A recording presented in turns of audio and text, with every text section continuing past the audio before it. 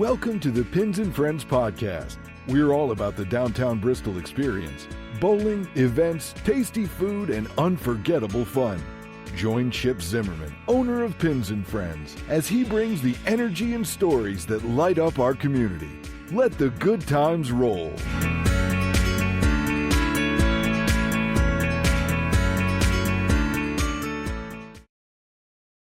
All right, welcome everyone. I'm Skip Monty, co-host and producer here in the studio with Chip Zimmerman. Chip, how's it going? Good. How you doing, Skip? I'm doing just fine. The Chip, over the years, you've grown quite a remarkable business with Pins and Friends. However, some of our listeners may not be familiar with your full journey. So if you don't mind, let's take it from the top. Could you share a little background about yourself and your company and what you do? Sure. So, I actually grew up in Middle Tennessee in a little place called Winchester. Went to UT Knoxville, so I'm a big Orange fan, of course. It's a family tradition. Moved up here in '94 into Bristol and have been here ever since. I got an engineering degree at UT and have worked as an engineer for the last 30 years. And started looking, I got my master's degree in business administration in 2003 from King University, and started looking at, some areas we could open a business up in this area. And I was attracted by an experience outside of Chicago with a 10-pin bowling facility that was a pretty high-class boutique type bowling business with really good food, really good atmosphere.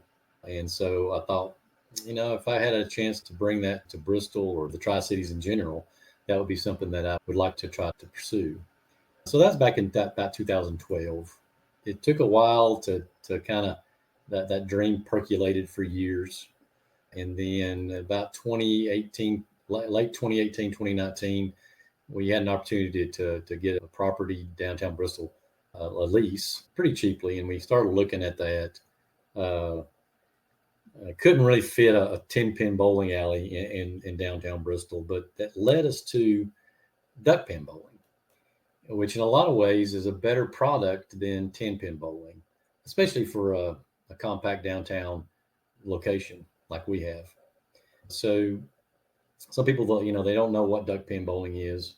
It's a smaller ball. It's a 3-pound ball versus, typically you see 8, 10, 15-pound bowling balls with 10-pin bowling. Pins are smaller. And in our particular case, you don't need any kind of special shoes to rent. So you can walk in with your flip-flops or your 6-inch spikes and start rolling the ball. If you're looking for a product that we could fit downtown, and duckpin bowling is a lot of fun.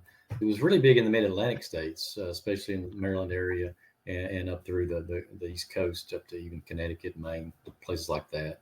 Ever since people started throwing round things at sticks, there's been all kinds of ways to do the bowling. There's candlestick bowling, duckpin bowling, and of course the normal 10-pin bowling.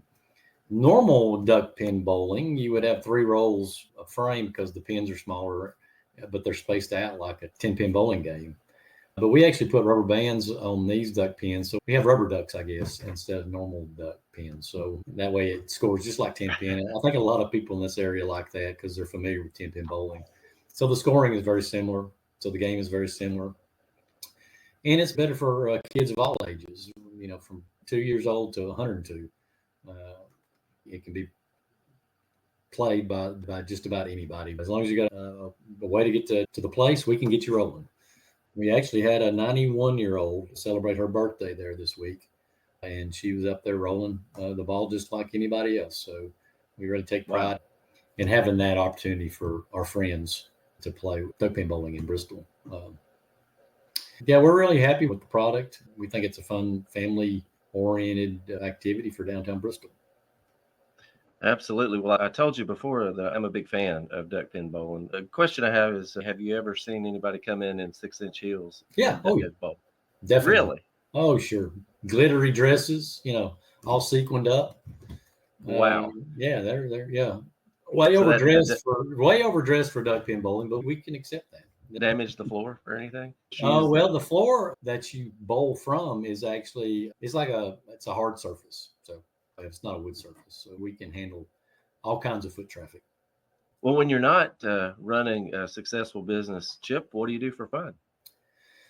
That side business is pretty much my hobby and what I do. It is fun. I mean, I love going down there, whether it's an event or just hanging out on a Saturday and talking to the guests at the bar or at the arcade or something like that. So, I mean, I really like meeting the customers and finding out their story as well. So that's part of what I do for fun. Other than that, I have 2 kids and a wife, and we like to travel. And of course, they have their own hobbies, volleyball, soccer, stuff like that. So Saturday mornings and evenings are usually with a sporting event. So just family time is a good fun time for us as well.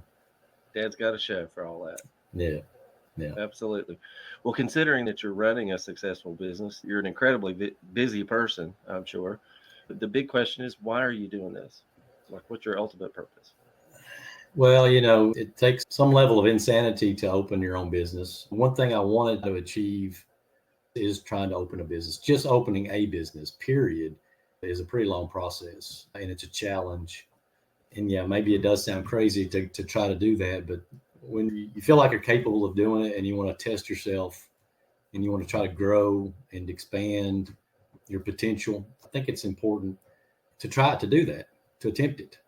So I'm very successful in my engineering career, and there's nothing to say that I could have kept doing engineering the rest of my life and been happy. But I just thought it would be a neat thing to attempt to do and to try to sustain a business. Again, you learn things, my master's degree, and you want to apply it on your own and try to invest in yourself, and maybe not with just another company. You invest a lot of time and money, in making money for other people. So, sometimes you have to stretch yourself and invest in yourself and in your ability to maybe start a business and sustain a business. So I felt capable of doing that. Again, there's a little level of insanity because you look at it like you didn't have to do it. No, I didn't have to do it. But, it seemed like a fun thing to do. It seemed like it was a good fit for downtown Bristol. And I think it will continue to be a good fit for downtown Bristol. So I'm looking forward to seeing how it grows, how it evolves.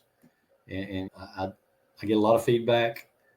Sometimes it's not all good, but most of the good stuff, it's worth it. You hear about families having a good time. We had a mother come down from Connecticut to a wedding party at Pins and Friends, and she let us know that it was a great experience with her family, that it enhanced the memories of that event to have something like that, like Duckpin Bowling, where they're all, kind of giving each other a hard time and egging each other on, like families do. So that's something you can't necessarily deposit in the bank, right, as a business, but it reinforces the idea that you've given the community, you've given people a good experience that maybe money really can't buy. It's going to be a memory for them that they got together and had fun in a nice, clean environment that they'll remember for their life. So those kind of things, like I say, you can't monetize that. I can't put that on the balance sheet, but it makes you feel good that whatever happens with the business, you've created those experiences for people. Absolutely. Well, making memories. That's super important. Like I said, you can't put a price on that. That's right. The community's thrilled that you're doing what you're doing, Chip. We appreciate Pins and Friends, and we'll catch you in the next episode where we'll try to dive into some frequently asked questions about Duckpin Bowling and about you and the business. Great. Yep. Can't wait. All right. Have a fantastic rest of the day. All right. Thanks, Skip.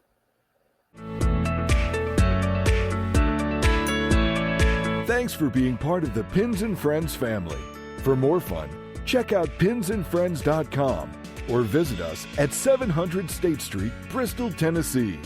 Let the good times roll. See you next time.